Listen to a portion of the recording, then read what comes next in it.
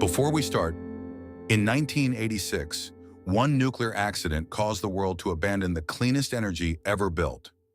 How many people did Chernobyl actually kill? Comment your guess. Answer at the end. April 26, 1986. Reactor number 4 at Chernobyl explodes. The images go global.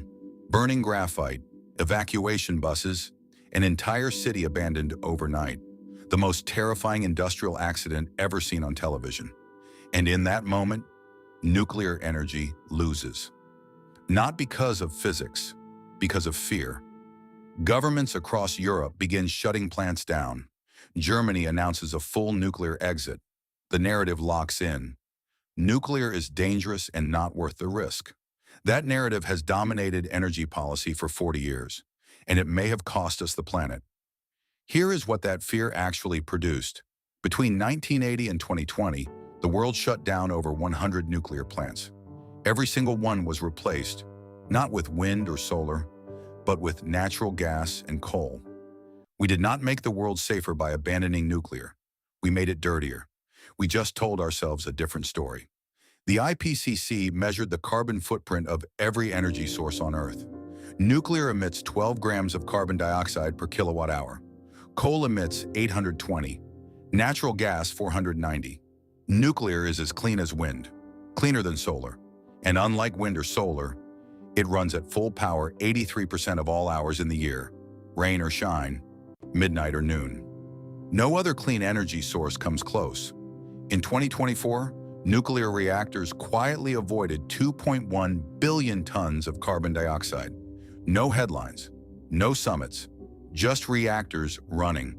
That is the equivalent of eliminating the entire global aviation industry's emissions. Twice over. But nuclear is dangerous, right? Oxford researchers measured deaths per unit of energy across every source. Coal kills 25 people per terawatt hour, from air pollution, lung disease, poisoned water. Nuclear kills 0.03. Nuclear is 800 times safer than coal, safer than gas, even safer than rooftop solar, where more people fall off ladders than have ever died from nuclear radiation in the Western world. Chernobyl, the worst nuclear accident in history, directly caused 31 confirmed deaths. Tragic. But in the same 40 years since Chernobyl, air pollution from coal and gas has killed an estimated 8 million people every single year.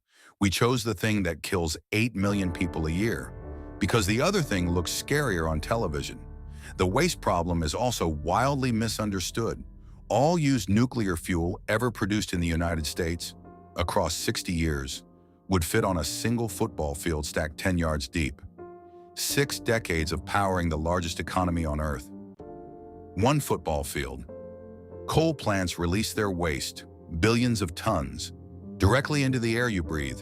No container, no plan. We already know nuclear works at scale.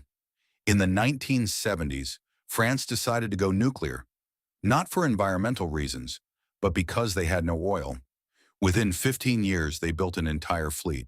Today, France generates over 70% of its electricity from nuclear. Its electricity emissions are 1/6 of the European average. They did not get lucky. They made a decision and built it. Now a new generation is arriving. Small modular reactors, factory-built, faster to construct, are in development across the United States, Canada, and the UK. The International Energy Agency says reaching net zero by 2050 will require doubling global nuclear capacity. The IPCC agrees. Every credible climate pathway includes nuclear. The same scientific consensus the world claims to follow, until nuclear comes up. Fear is not a climate policy. A feeling from 1986 is not a reason to choose coal in 2025. The answer: Chernobyl directly killed 31 people. 31. The accident that turned the world against the cleanest energy ever built killed fewer people than die in coal mines every single week. We made our choice based on a feeling. The planet is paying for it. The question is whether we change our minds before it is too late.